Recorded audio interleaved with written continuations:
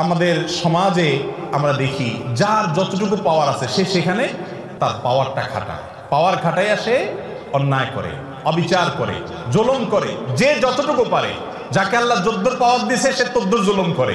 কেউ বড় জালেম কারণ সে বড় পাওয়ার হোল্ড করতেছে, কেউ ছোট জালেম কারণ সে ছোট পাওয়ার হোল্ড করতেছে। দুনিয়াতে যদি কেউ কারোর প্রতি জুলুম করে, এর বিচার আল্লাহ তাআলা আখিরাতে তো করবেনই। আয-যুলমু যুলুমাতুন ইয়াওমাল কিয়ামা, কিয়ামতের দিন দুনিয়ার এক একটা জুলুম বহুমুখী অন্ধকার হয়ে মানুষের কাছে হাজির হবে। কোনো আলো সে দেখতে পাবে না, বিপদ তার সামনে আসবে। আর আল্লাহ লানাতুল্লাহি আলা যালিমিন তো আছেই। এত কিছুর পরেও মানুষের প্রতি যদি আপনি অবিচার করেন, জুলুম করেন, দুনিয়াতে আল্লাহ নগদ শাস্তি দেন। একটা কথা আমি প্রায় সময় বলি, পৃথিবীর ইতিহাসে যত বড় জালিম ছিল, আপনি সেটা কাবিল থেকে শুরু করেন। হাবিলের প্রতি কাবিল যে জুলুম করেছে, নিজের ভাইকে হত্যা করেছে, সেই জুলুমের কারণে তার পরিণতি, তার লাঞ্ছনা, তার অপমান, তার শাস্তি, দুনিয়াতে বেইজ্জতি আল্লাহ করেছেন না করেন নাই? প্রকাশ করে দিয়েছেন। ফিরআউন বনি ইসরাইলের প্রতি জুলুম করেছে, দীর্ঘদিন জুলুম করেছে, নিজেকে রব দাবি করেছে। আল্লাহ রাব্বুল আলামিন কিছুদিন ছাড় দিয়েছেন। আল্লাহ বলেছেন ওয়া উমলি লাহুম ইন্না কাইদি মাতিন, আমি ছাড় দেই, ঢিল দেই, বড়শিতে মাছ ধরার মতো। যদি বেঁধে যায় মাছ তো ছেড়ে দেয় সুতা, মাছ লাফাইতে থাকে, মনে করে আমাকে তো ছাড়াই দেওয়া আছে, কেউ তো টানতেছে না। আল্লাহ সবসময় টানেন না। ইন্না কাইদি মাতিন, যখন টান দেন সেটা অনেক শক্ত টান হয়, ছুটার কোনো সুযোগ থাকে না। অসংখ্য জালিমকে আল্লাহ পাকড়াও করে আমাদের চোখে আঙ্গুল দিয়ে দেখায় দেন, কিন্তু আমরা তারপরে বুঝি না। ফিরআউনকে আল্লাহ তাআলা পাকড়াও করেছেন না করেন নাই? এরপরে আপনি দেখেন জুলুম, অবিচার যখন আবু জাহাল, আবু লাহাবরা করেছে, আল্লাহ তাআলা ছাড় দিয়ে রেখেছেন। বহুদিন করেছে, খেলেছে দুনিয়াতে, আল্লাহ তাআলা পাকড়াও করেছেন। কাউকে একটু পরে ধরেন, কাউকে একটু আগে দেন। ইমানদারদের ইমানের পরীক্ষা করেন, কিন্তু চূড়ান্ত পরিণতিতে জালেম জুলুম করে হাসতে হাসতে দুনিয়া থেকে চলে যাবে, কোনো বিচার হবে না। একজন জালিমের ক্ষেত্রে এটা কোনোদিন সম্ভব হয় নাই, হবে না, হয় নাই এবং হবে না। নবী সাল্লাল্লাহু আলাইহি ওয়াসাল্লামের ওয়াদা, জুলুম, অবিচার, অত্যাচার, লুণ্ঠন এবং দুঃশাসন, অপশাসন, মানুষের প্রতি মানুষকে কষ্ট দেওয়া, এই কাজগুলো যারা করে আল্লাহ তাআলা তাদেরকে দুনিয়াতে শাস্তি দেন, আখিরাতে তো আছেই। আপনি অবিচার করছেন, আপনি কষ্ট দিচ্ছেন, অন্যায় আচরণ করছেন, গায়ের জোর দেখাচ্ছেন, বন্ধু কয়েকজন মিলে গেছে, শরীরে ভাব চলে আসছে। এই ভাবের চোটে যৌবন কাল থেকে কত রিকশাওয়ালা, কত চা দোকানদার, কত বাস কন্ট্রাক্টর, কত কাজের মানুষ, কত গরিব মানুষ, কত দুর্বল, কত অসহায়, কত মানুষকে ধমক দিয়েছেন, ধাক্কা দিয়েছেন, চোখ রাঙিয়েছেন, অপরাধ করেছেন, জুলুম করেছেন, গায়ের জোর দেখিয়েছেন। সবগুলো হিস্ট্রি যদি একত্র করা হয় তো দেখবেন আমল নামার ভিতরে হাজার হাজার জুলুম ভরে আছে। ঠিক না বেঠিক? জটিল একটা বিষয়, জটিল একটা বিষয়। ভাইরে, ইমানদারকে আল্লাহ রাব্বুল আলামিন বান্দার হকের ব্যাপারে অনেক সাবধান হতে বলছেন, অনেক সাবধান, অনেক সাবধান। আপনি আল্লাহর 10টা হুকুমের নাফরমানি করেছেন, মাপ চেয়ে ক্ষমা পাবেন আশা করা যায়।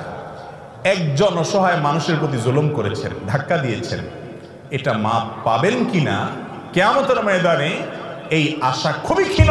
কারণ এটা আল্লাহর আদালতে আল্লাহ নিজে বিচার করবেন না, এটা চলে যাবে বান্দার কাছে। বান্দার কাছে আল্লাহ পাঠিয়ে দিবেন, সে কি বলে দেখো। আর সেদিন এমন একটা ব্যাপার হবে, একজন সাধারণ রিক্সাওয়ালাকে অযথা একটা ধাক্কা দিছেন, 5টা টাকা গায়ের জোরে কম দিছেন তর্কাতর্কি করার কারণে, ধমক দিয়ে একটা মানুষকে অবিচার করেছেন। সেদিন কিন্তু ওই রিক্সাওয়ালাকে যদি বলেন মামু বুঝি নাই, তখন অহংকারের চোটে করে ফেলছি, আজকে মাফ করে দাও, পাও ধরলেও কিন্তু মামু সেদিন মাফ করবে না। কারণ সেদিন সবাই ইয়া নফসি, ইয়া নফসি, শুধু আমল দরকার।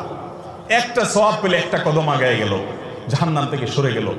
ইয়াউমা ইয়াফিরুল মারউ মিন আখিহি ওয়া উম্মিহি ওয়া আবিহি, সেদিন বাপ থেকে, ভাই থেকে, স্ত্রী থেকে, একে অন্য থেকে পলায়ন করবে, সবাই ইয়া নফসি, ইয়া নফসি করবে, কেউ কাউকে ছাড়বে না। এই জন্য জুলুমের সমস্ত মামলা দুনিয়াতে সেটাকে ভ্যানিশ করে, ফিনিশ করে, নিষ্পত্তি করে তারপরে যেতে হবে ইনশাআল্লাহ। কারোর প্রতি জুলুম করবো না তো ইনশাআল্লাহ। যদি কখনো হয়ে যায়, মাপ চাওয়া শিখতে হবে। ইমানদারের একটা বড় গুণ হলো মাপ চাওয়া, বারবার মাপ চাইতে হবে। রিপিটেডলি মাপ চাইতে হবে। রাস্তায় একজন লোকের সাথে বেয়াদবি করে ফেলেছেন, দোকানদার সাথে বেয়াদবি করেছেন, পরে আপনার ইমানি চেতনা জাগ্রত হয়েছে, কাজটা তো ভালো করি নাই, আমি তো মানুষটার প্রতি অবিচার করেছি। একা একা যান, যা মাপ চাই আসেন। বন্ধুদের সামনে যদি তার সাথে বেয়াদবি করেন, বন্ধুদের সামনে মাপ চাইবেন এবং নিজেকে ছোট করবেন, নিচের দিকে তাকিয়ে থাকবেন। একজন সাহাবী আরেক সাহাবীকে একটা কথা বলে ফেলেছেন, রাসূল আকরাম সাল্লাল্লাহু আলাইহি ওয়াসাল্লাম শুনে কষ্ট পেয়েছেন এবং শাসন করেছেন যে তুমি এই কথা কেন বললে, তার কষ্ট হয় এরকম কথা, বুঝে উঠতে পারেন নাই, তিনি বলে ফেলেছেন।